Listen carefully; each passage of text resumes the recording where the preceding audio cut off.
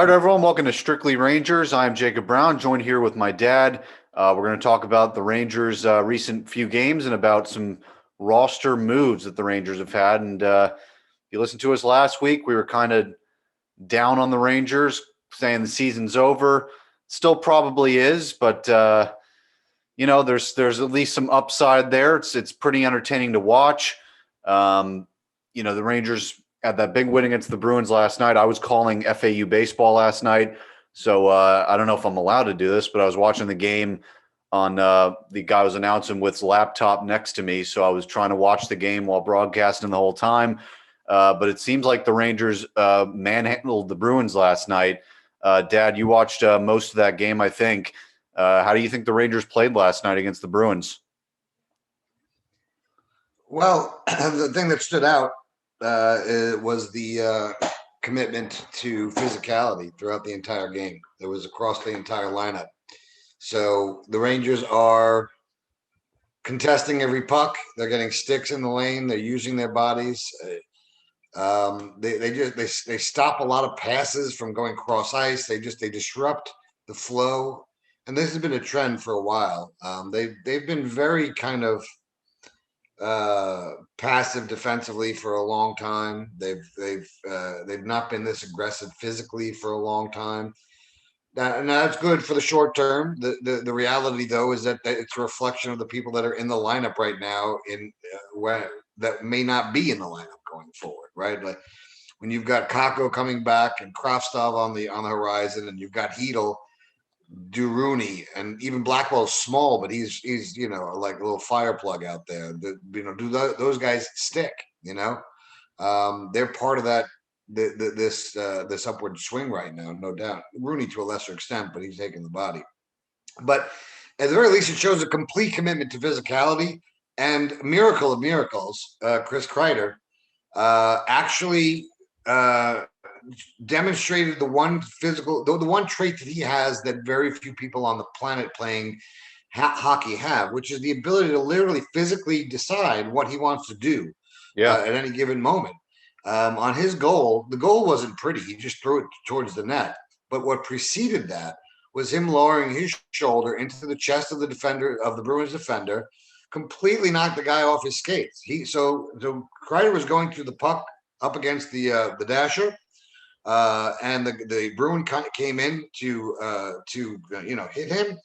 Kreider did the old Messier trick, stepped into the guy first. The other guy was stunned, bewildered, and when 6'3", 220 hits you, you feel it. So Kreider doing that stuff is what separates it, and if he's buying into that, then they all are. So, but like you said, fun to watch. Yeah, no, and no one else knows this because obviously they haven't heard you for the last 10 years saying this exact thing about Chris Kreider, saying that this guy's 6'4", he could do whatever he wants out there, and he never does. And he did that last night, the hat trick against the Flyers. Even though they lost, he still got the hat trick. The Rangers played hard, and we should have let off with this about the Panarin news coming out of Russia, and basically everyone's saying it's horseshit.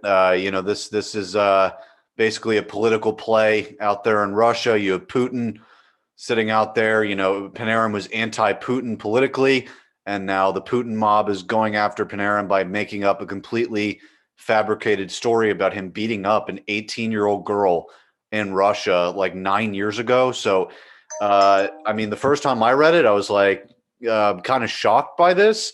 And then 20 minutes later, the Rangers come out and they're like, no, this is totally not real.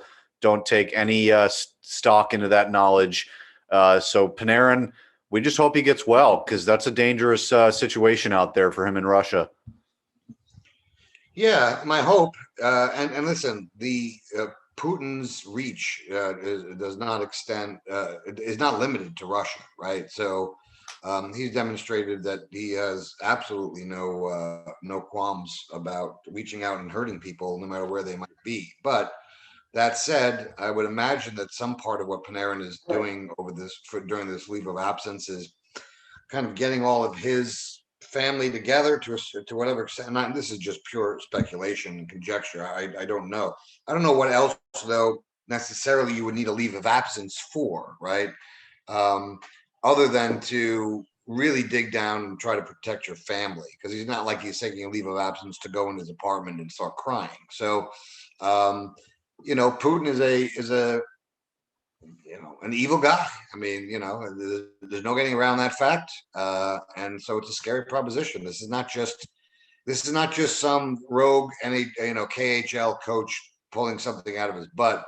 And even if it wasn't, as they say, directed by Putin, who knows if that's true, right? That's not. I wouldn't mean, believe anything they say. Yeah, even if they said it was this guy trying to curry favor with Putin, and okay, great. So, but who's they, and how in the world do they know if that's valid or not? It could have been simply Putin whispering in this guy's ear, tell this guy to shut up and come up with something. So, it's unfortunate. Thankfully, let's look at it realistically. Hopefully, this thing works out for Panarin. That's the personal side of things. Hopefully, his family is safe and he gets to put this behind him. From a Rangers perspective, it's not a big deal. This isn't happening during a Stanley Cup run or a playoff push or any other thing. So it's let him obviously take care of what he needs to take care of, and other guys need to and have stepped up. I mean, you said it there. It's not like we're in the middle of a cup run. If we were, it'd be like, oh, damn, that's a big blow. But right now, it's just the number one priority is making sure he's okay and his family's okay, and that's all that counts. So, but yeah, no, the Rangers, they played really well against Boston. It was great. I looked over for a few seconds. I saw Brad Marchand on the ground. I was like, let's go. It's all I needed to see to make the night for me. And it was also great seeing fans back in the stands at MSG, the 1,800 sold out crowd last night, not 18,000, 1,800. So, but they still made some noise and it was cool to see. But there was some other Rangers news that came out last night. The Rangers added Tarmo Ruunanen and Tim Gettinger to the taxi squad. I think it's a great move with Tarmo. He was doing a really great job in the AHL. And I think like 2, 3, or 4 games, he was moving the puck offensively. And with the way that Libor Hayek has played, there was an article on the hockeywriters.com. And, you and I, we'll be honest here. We don't know what these NHL advanced stats mean, but Hayek is performing worse than Jack Johnson in some of these areas. Again, we don't really know how to trust them. But if Hayek's name is in the same conversation as Jack Johnson, that's kind of worrisome. So, you don't want to really be in that sentence. Hayek's a good player. I just don't think he's going to be here long term. It's kind of just a fill-in. But I do think that Ruunanen has the chance to be that guy, because we've heard trade rumors out of Buffalo. Jack Eichel's out there. Some insiders are saying the Rangers will be the team to call. Would you not think that if the Rangers are in it for Eichel, you'd have to give up a Schneider or a Nils Lundqvist, if not both, along with Kravtsov to get that done? And then you're left with, at that point, just Ruunanen and somebody else. So maybe Ruunanen's still in the cards just because the Rangers are like, maybe we're going to trade for Eichel, give away some of these guys. Maybe not. Maybe that's not the case. And if that's not the case, then Ruunanen probably is not in the future cards. But still, you want to see what this guy can give you, especially when you're playing Anthony Bitetto and Jack Johnson. No offense to them, but Ruunanen is probably more highly regarded than those guys. I would agree. It's just all part of development, finding out as much as you can about the players that you have. Now, maybe they moved this Ruunanen to the taxi squad because of financial reasons, trying to get him paid because, there's that reality that the AHL players are, I think, not even getting paid or getting paid some inconsequential amount compared to where they should be.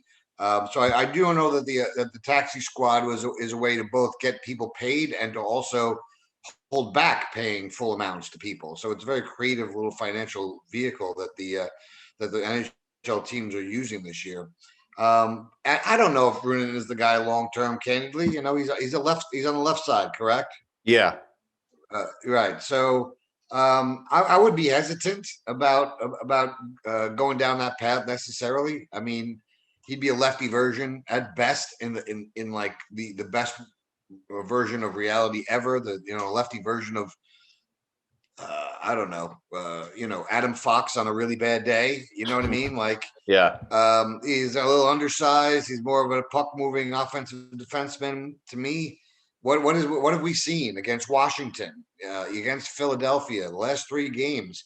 A big, not necessarily physicality is where you need to be, and you don't need a lefty defenseman with a left side with Condre Miller and Lindgren. Lindgren's undersized. Yes, he's aggressive. He's tough. But he gets his ass kicked a lot. They push him around. He's 190, 6 foot. Well, Like there's the big joke out there that if Lindgren's not bleeding, it's a rare game. Right. So he puts a target on his back for all the right reasons. He's not a dirty player. He's just a physical player, and small physical players get paid back. That's just the reality of it. So if you want 2 out of the 3 guys on your left side to be kind of small, I don't know, especially when you know for a fact Adam Fox is going to be a staple on that back end for a long time. And then you've got Trouba there, who's big. So I don't know. I mean, ideally, we've talked about it. We would want Robertson and Schneider on that final pair and trade Lundqvist in some package. I mean, do you think the Sabres would take Lundqvist and Kravtsov? Or, I mean, I'm thinking they need more. Because we've heard that they want to start at Lafreniere, which is laughable. Listen, it's laughable for only because I don't think the Rangers want to give up Lafreniere. It's not laughable in terms of value. Let's face it, Eichel is a top 5 player in this league. Yeah, I mean, well, not that far, but like top 5 center. Yeah, he's substantial. I don't think anybody has any clue what that guy can do in a real team. He's never been on a real team, and he's big. Every time he plays the Rangers, I know he does something that damages the Rangers in that game, right? Yeah. So he's a legitimate, bona fide, fully developed, reliable superstar, and they don't come around very often. So the idea that they will want Lafreniere back is perfectly plausible. I just don't think the Rangers want to do that. But who knows in the final equation? And as far as what will it take? It'll take Kravtsov, Lundqvist, and all of their relatives to get Eichel back. And all of their relatives, it's the firstborn for the next 5 generations. It's going to take a boatload to get an Eichel in any deal. And Kravtsov, Schneider, Lundqvist, Condre Miller, they're going to ask for Adam Fox. They'll ask for Capo. They'll ask for Lafreniere. For Hedel at some point. They'll ask for every one of these guys because they have every right to. That's who it's like getting basically, in my estimation, a more reliable, established Zibanejad, who is purported to be our number 1 center, but is he? Hey, what I mean? Ryan Strom's been out playing him all season. Yeah, well, certainly over the last 5-6 game stretch. So I mean, I don't know. Zibanejad. He's getting pucks. I mean, look what happened in I think it was the Washington game, right? He actually got 2 shots on net off one-timers, and we potted the rebounds, right? Yeah, no, he's getting better at that. Yeah, he's starting to kind of look like himself a little bit again. Yeah. So a little bit, not all the way. Not all the way. Yeah. Dangerous. Yeah. He's not dangerous out there. He still looks a little slow of foot. And another weird thing, and maybe this is just maybe I'm wrong about this. I probably am, but it looks like he's using a much longer stick this year. Like it looks like a tree trunk and like a tree limb, and that's a massive adjustment if he actually did that. I don't know if at this point of his career he'd make that adjustment. That would seem foolhardy. But I was looking at him last night, and it looked like the thing was 12 feet away from him when he was carrying the puck, and that would impact. That would be a direct impact on the one-timers that he's missed countless times. Right. He has shanked so many. He's not accepting passes with regularity. That passes that hit him on the tape are going over his stick. Like everything is a struggle for this guy right now. So it's a weird equation.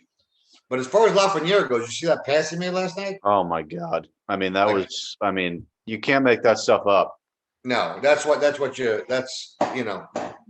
he is. And Yeah, that's why, it's like, oh, he just got his first assist. There's goalies that have more points than him in the NHL. Yeah. Who cares? I mean, you just blow that all out, act like no one's even saying it. And I thought about this the other day. Think about it from the fact that look at where Kakko is now, right? Active, strong on the puck, engaged, right? Showing great hands, really kind of fulfilling at least the lower tiers of the promise associated with him.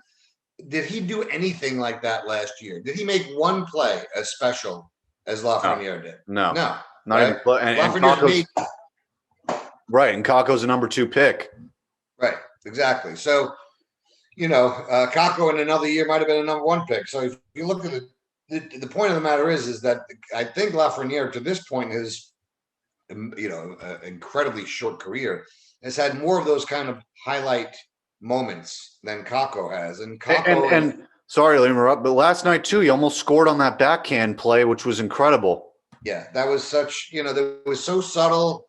Just he hit the post, but like he absolutely,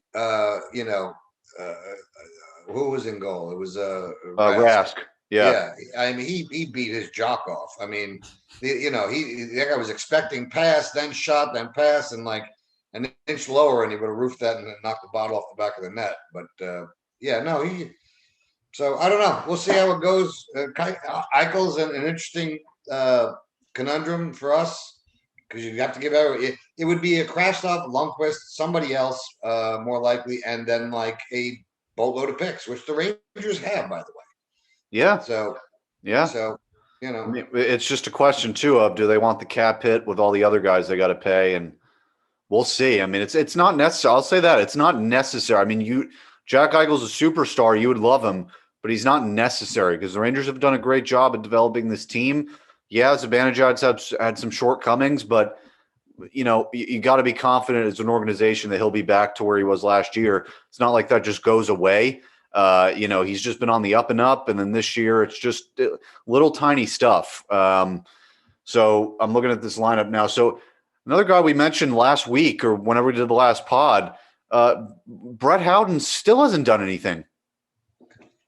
No, it's remarkable. I mean, you have Brodzinski scoring. You have Julian. Well, Gauthier is actually skilled and big.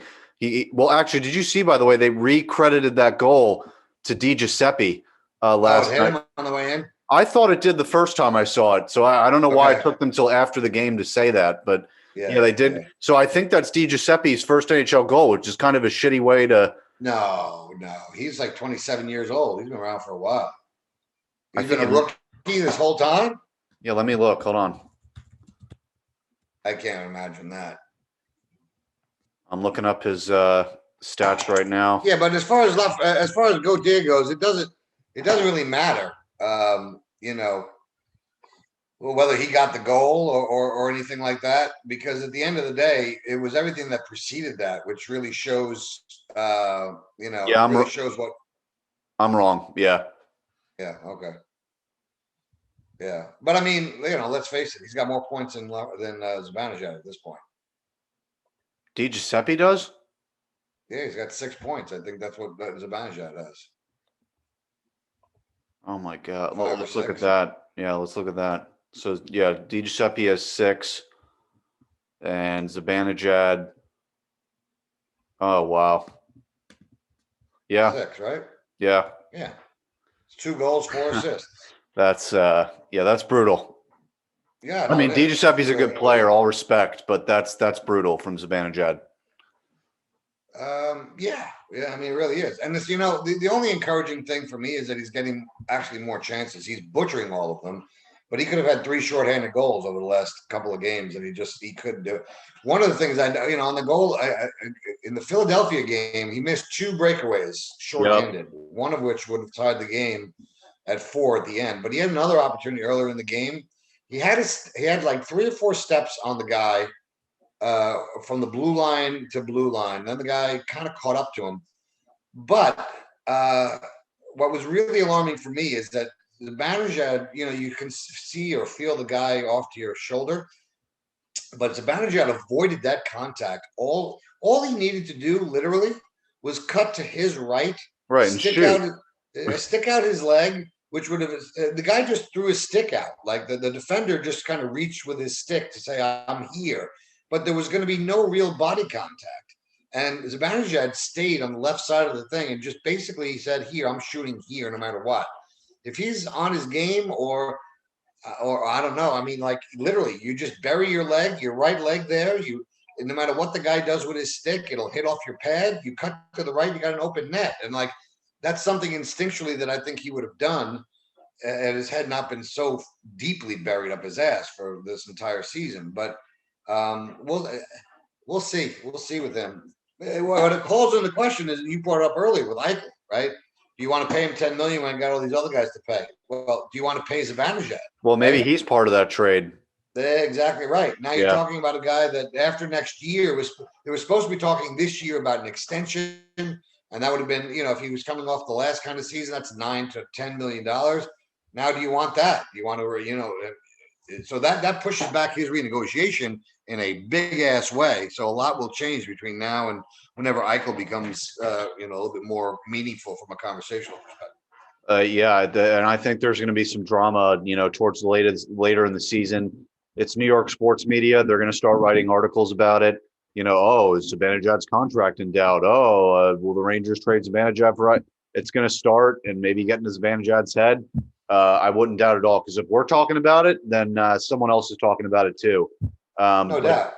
And the last thing Zibanejad needs right now is anything else on the set, because God knows, I don't think he has space for his brain right now. Like he just looks, completely dysfunctional out there, and it just seems to be a mental and physical combination, but more mental at this point. Yeah, when you were describing the Philly goal, I was thinking too, like when he was going down there, I felt like he only wanted one angle. He couldn't cut, or it was just exactly he skated in, and it was like, oh, is he not going to move directions here? Is he even capable of doing that? So I thought the same thing as you. You just explained it better than I could, but. You mentioned with, who stays in the lineup when everyone's back. It's going to be interesting to see. I hope they keep Gauthier in there, because you're starting to see the more and more ice time he gets, what he can be.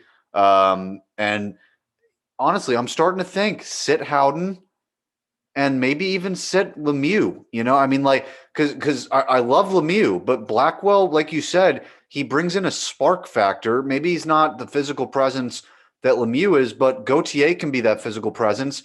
If you sit Howden and you put Rooney in there, Rooney can be that physical presence. So is Lemieux really even necessary anymore? Because he's not doing anything really offensively, which that's not his job. But Blackwell is doing stuff offensively, and he's bringing that energy. What's the reason to sit him down?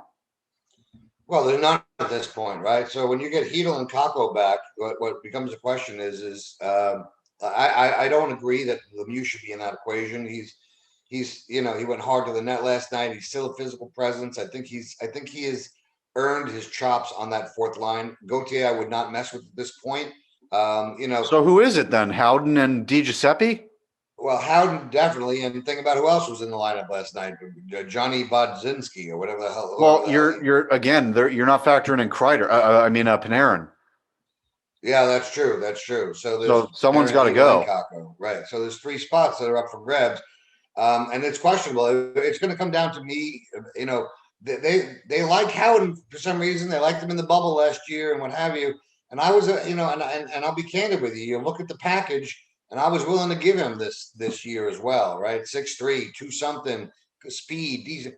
But he's invisible. And realistically speaking, he's not asked to carry a very big load. He kills a few penalties, very rarely on the power play, but he's gotten power play time. But when he's out there, he's not creating chances. He's not driving. Like, I never see him with the puck ever. Yeah, it's almost like he's not. Like, I didn't even know he was playing last night. Like, I waited like 5 or 6 minutes, and I'm like, wait a minute, I haven't seen Howden. Yeah.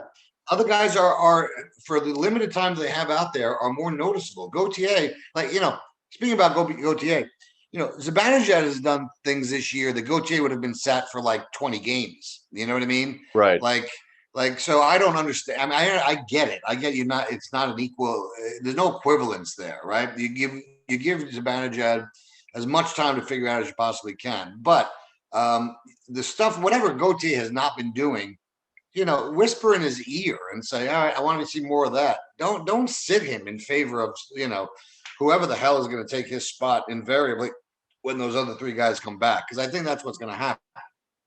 Yeah, no, I do feel like Quinn's going to sit Gauthier. It's going to upset. But then again, you got to think too, whenever Kravtsov comes over, maybe he would have been out anyway. So, this gets back to what we said a long time ago. why certain of these pieces have to be gone eventually because there's no room. There's no because some of these guys are no doubt about it. They are not fourth line players, right? So, Right. And candidly, some of them aren't even third line players. You like if you have a number 1 and number 2 pick in consecutive years, you don't want either one of them playing on the third line, no matter what that third line looks like. So. It just brings in the question, the way Eichel, by the way, becomes affordable, somehow deal with D'Angelo's dollar figure, right? And by the way, he's going to be affordable because D'Angelo's money, to some degree, is coming off the books. You get rid of Strome, you get rid of Buchnevich, and Brendan Smith's money goes away, right? So you're talking, so Buchnevich and Strome, roughly $9 million. Smith makes it 13. And then D'Angelo, let's say another 5 of his goes away. That's 18 million. And remember, then Henrik Lundqvist, some of his goes away. Jack Johnson's 1 million. So there's plenty. You don't even need to get rid of Buchnevich. I mean, you could, but you don't have to. Yeah, I would though, because Buchnevich is who he is. But that presupposes that Kravtsov shows up and actually is Kravtsov. Right. Like you need the security blanket too. Right, exactly. And so we're projecting way out ahead because this guy hasn't even, stepped into the garden yet. Yeah, but hopefully he's doing well out there. Yeah. Hopefully he doesn't come over here and, miss the Kremlin and, has to run back home. But, we'll see. We'll see how that plays out. But we'll, a lot of questions. It's not even about the money with Eichel. It's what do they have to give up? That's the central question. Right. Because he's not a free agent. He's locked in for years. Still incredibly young, 23, 24 years old, whatever he is, maybe 25. I don't know. But, he comes over here. He's a legit 100-point guy year over year. There's no doubt about it. So, especially playing with pieces like Kakko or Lafreniere or what have you. Yeah, and Eichel's 24, turns 25 in October. So yeah, I mean, you have that guy forever, basically. You remember why he's a second-class citizen in terms of awareness of the NHL. Number 1, he's in Buffalo, but number 2, he was picked number 2 behind Connor McDavid. Yeah. Right? Hell of a way to get overshadowed. Exactly, right? Yeah. So Connor McDavid steps on, it's like, holy shit, we've never seen anybody do that stuff. And there's Eichel in Buffalo, basically playing on the moon with no support whatsoever. He's got no Draisaitl, right? No, and he's not as good as McDavid, but let's face it, he's a big dude, physical with smarts and skills coming out of his ass. Yeah, absolutely. So we look at the Rangers schedule. So what would your trade be? What would your acceptable trade be to get Eichel? Who would you give up? I mean, definitely Nils Lundqvist. I would give up Kravtsov. Zibanejad would be in the conversation if his season continues to go like this. If Zibanejad rebounds, though, then he's untouchable. And I'd give away. I mean, it'd be tough, but you kind of have to do it. I'd probably say, take Robertson and Schneider because it would be tough. But, I mean, who else do you want to give up? I mean, maybe instead of Schneider, you say, we'll give you Hedel too, but then you have one center. So, you can't screw yourself. It's tough. I mean, I don't know, but obviously Kakko and Lafreniere, no way. If Zibanejad rebounds, no way. And that's basically the group of players. I'd be like, yeah, you can get rid of him. Yeah, I like some of those names. I would. What I would be willing to do tomorrow is Hedel, Lundqvist, and Kravtsov, and I would throw if they want to pick or a number 1. I don't know if that's enough though. Well, then it's not getting done because Kakko and Lafreniere are not in the discussion. Zibanejad, if they're willing to talk about Zibanejad at that point, that means that nobody wants him, right? Or they don't, or he's not the version of Zibanejad that he was last year. Well, I guarantee you that they want another one of those young defensemen. I think they'd take one of Robertson or Schneider. Okay, so Hedel, Lundqvist, Kravtsov, and Robertson. Robertson or Schneider. I'd give him Robertson in a heartbeat.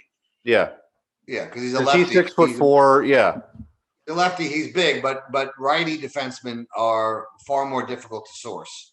Right. So, but they know that too. It's not like it's a secret. So Yeah. they might push for Schneider, but those three, maybe a fourth guy and a number one pick, first round pick. Remember, the Rangers probably aren't going to make the playoffs this year. So that first round pick will actually have some value. And it depends on how deep of a draft, but maybe a number one pick and a second round pick, because the Rangers have a lot to throw around. Yeah, no, they definitely do. They definitely do. I mean, I just hope that, 2 months from now, he's not traded somewhere else and we're sitting here like, damn it, why we even spend time thinking about it, especially if he goes to someone in our division and he's, he's competing against us for the next decade. That would be that's another factor the Rangers have to consider. Yeah. We don't want him going to, I don't even know what team in the division could trade for him. New Jersey. Right. I mean, yeah, they could for sure. Yeah. Good. You definitely don't want him playing in New Jersey. But it's a tricky trade for any team that wants to make it, because you're giving up a lot. And what you value as an organization may not jive with what another organization values in terms of skills with particular players. Especially in hockey. Right. And it may not jive in terms of the needs that they perceive. So if you're Buffalo, you have to get a center back. At the very least, one center back, because one for one there is not enough. So they might be thinking, I need two centers back in this deal, and maybe they look at Hedel as one of those, being valuable enough to be included in this deal. Maybe they think, hey, let's move Kraftstov to the middle, or maybe there's another center in the Rangers, system that they'll take a look at. I mean, who knows, right? Maybe Morgan Barron, right? Oh yeah, actually, yeah, I'd throw him in immediately too. Yeah, right. Yeah. So, I mean, how I feel about Lundqvist. I couldn't care less what happens with that guy. I don't either. I'm with you. Yeah, I don't care how much they play that guy up. He's just a smaller, less known version of Adam Fox, and that's not your right side if you're going to win in the playoffs. Sorry, you don't need two 175, 180 pound puck moving defensemen. Now, Fox is a different discussion. I don't think Lundqvist is in that league. Nobody's saying that he is, right? So it's not like they're saying, oh, well, you're waiting on another Adam Fox. He's just considered to be very good. But remember, he's almost a second round pick, right? Yeah. Right. So it's not like the world was on fire for them. Hey, stop saying this stuff if the Sabres are listening. Yeah, you're right. I know that they're big fans of this pod. And just like Micheletti. Yeah, Micheletti. Actually, I get notes from Micheletti now, just congratulating me on my acumen and feedback regarding his skills as a broadcaster. Oh, I bet you do. So we got the Rangers schedule ahead of us here. The Rangers got another game I'm going to miss because I'll be calling FAU again. Literally right when the FAU game starts, the Rangers start on Sunday at 12 o'clock. They play the Bruins on NBC. I'll try and have the laptop on the Mark Papaleo. I do Strictly Yankees with him. He'll be with me. I'll try and put the Ranger game on half of it and then the Yankee spring training game on the other half because they start on Sunday at 1. So, we're going to try and triple task at the game on Sunday. Then the Rangers, they get. I would be careful about publicizing that. Somebody might listen to this and say, "Great, we have a 1/3 valued broadcaster for FAU baseball." I did a pretty good job last night, and I have. Hey, you did a great job, and I won't say the rest of that conversation. Yeah, no, somebody might actually listen to this. Yeah, we don't have to. Yeah, we don't have to go there, but.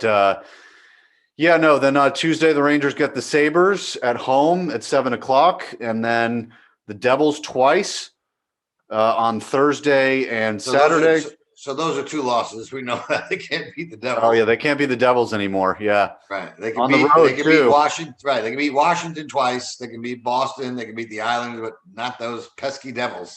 Yeah, Nico Hischier, big threat out there, and then Sunday they get Pittsburgh again. So that's. I mean, you're talking 1, 2, 3, 4, 5, 6, 7, 8. 8 days. 1, 2, 3, 4, 5 games in 8 days. All right. So it was again Jersey twice, Pittsburgh, Boston, Sabres, and Sabres. That's that's not the gauntlet that they just went through, and they lived through that gauntlet pretty good, right? Yeah, So you could get 3 out of 5 and not even have to beat Pittsburgh or Boston. yeah, I think Boston. I mean, the Boston game on Sunday is going to be interesting because it's going to be in Boston, correct? No, it's at the Garden again. Oh, so then that's a different thing. And by the way, Boston took a little trip through New York, the last couple of days, and got outscored 13-2, 13-4. Oh no, I heard that from Colby last night. He was, he's a big Islander fan. He said, "Hey, did you see the Islanders scored 5 goals in the third period against the Bruins?" And I was like, "No, geez." Yeah.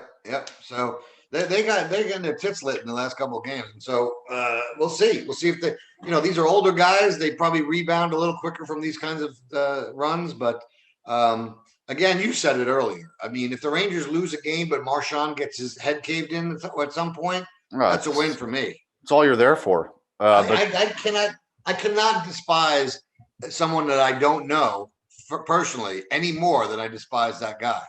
Yeah, I mean, he's such a cheap little prick. I mean, last night the triple teamed Lindgren, punched him in the face when he went, in the middle of a scrum. It's like he was the one that hit Dan Girardi that year, or was it Girardi or Stepan that he hit? I don't know. I don't remember. Stepan, I think. It was in Boston. It was a brutal hit. I forget. It was many years ago now, but I'm trying to look for Strome's. Yeah, so Adam Fox said last night. Sounded like 20,000, not 2,000 fans. It was awesome to have them there. They really gave us a spark.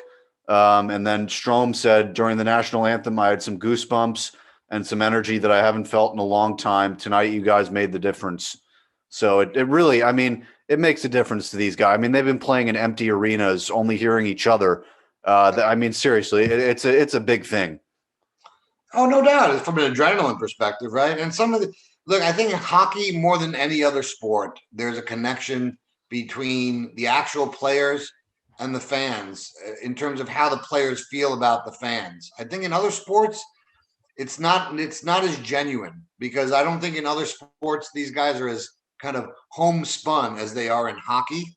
Most hockey players are, just suburban kids whose parents got up at like, dark 30 for 15 years to drive them across country to play, or they lived in somebody else's house when they were 12 years old. I mean, these are, for the most part, humble dudes. So I really think their connection with the fans is different than it is in other sports. And they're also not paid $40 million a year. So there isn't that much of a separation. I mean, it's a massive separation. If you're getting paid $1 million and your fans are getting paid 40 grand, it's a big gap. Yeah. But that said, there just seems to be something more, somewhat deeper connection between NHL players and the fans. I mean, maybe I'm overspeaking it, but it seems to be more distance in other sports. Well, it's true because, I mean, I still connect with that old core, the first core I watched, with Stepan, Nash, all those guys. I still like those guys more from a personal perspective just because that was the first group I ever watched. When I'm watching them now, it's like, okay, I got to get there with I like the players, don't get me wrong, but it's not that connection yet because they haven't won anything yet or done anything. It's kind of like that pre-state. But there was a controversy last night, or controversy in quotations. Ryan Lindgren, this is the first time the Rangers did this all year, where they got, they do the 3 stars presentation after the game and the fans cheer. So Lindgren supposedly did a lap, and Strome was sitting in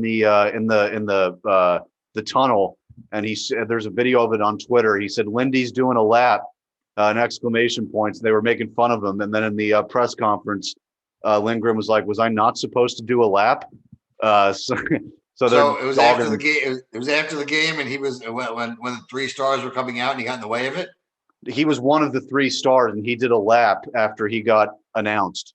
Oh man, that's even better. I love that. Strong sitting in there like, yeah. Listen, every time that guy stepped up and ran into somebody, the fans lost their shit.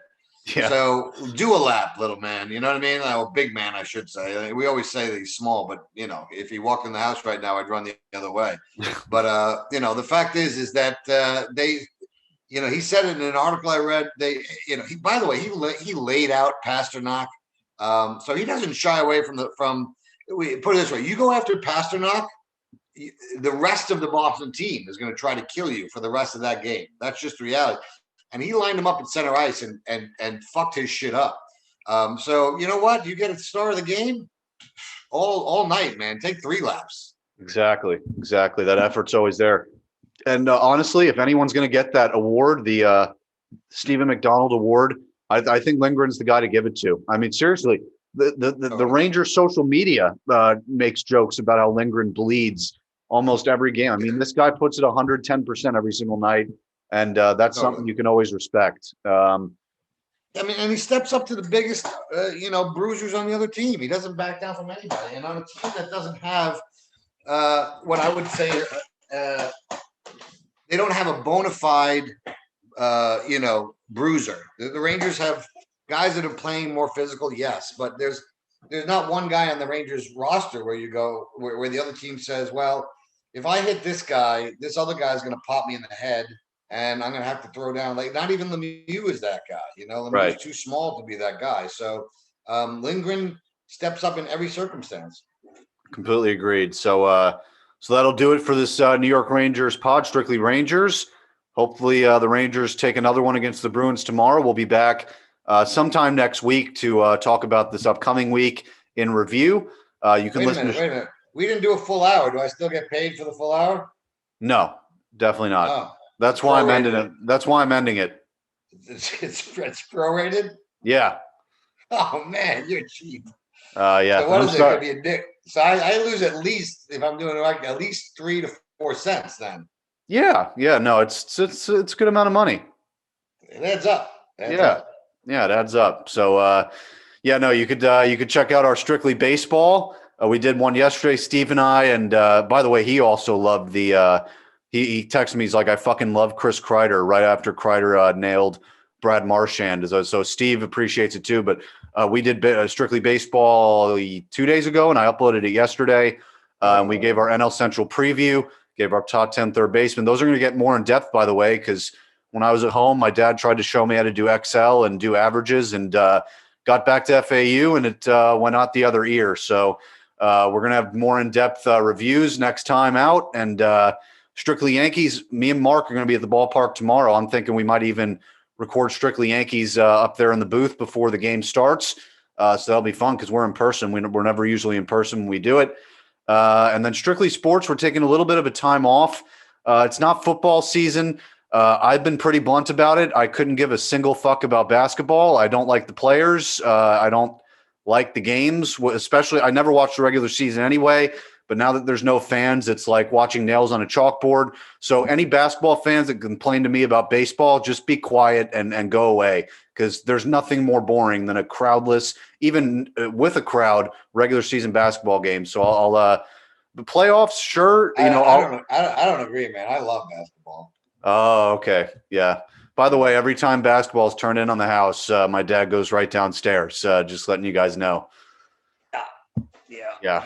But I do love the 94 Knicks though, and the 86 St. John's Redmen. They were called the Redmen now. Then I don't know what they're called now. I think they're called the Lily Whites or something like that, or some innocuous term. The St. John's, politically correct. Sorry for offending nobody for 40 years, men. I think that's what they're called now. Oh, very nice. Yeah. Well, did you like? Yeah. All right. Yeah, you can check this out on Apple Podcasts, iHeartRadio, Spotify. We also do these on YouTube now. They're all organized in playlists, so you can find all the podcasts pretty easily once you go to the channel. It's Strictly Sports Productions on YouTube. The link's in the description below.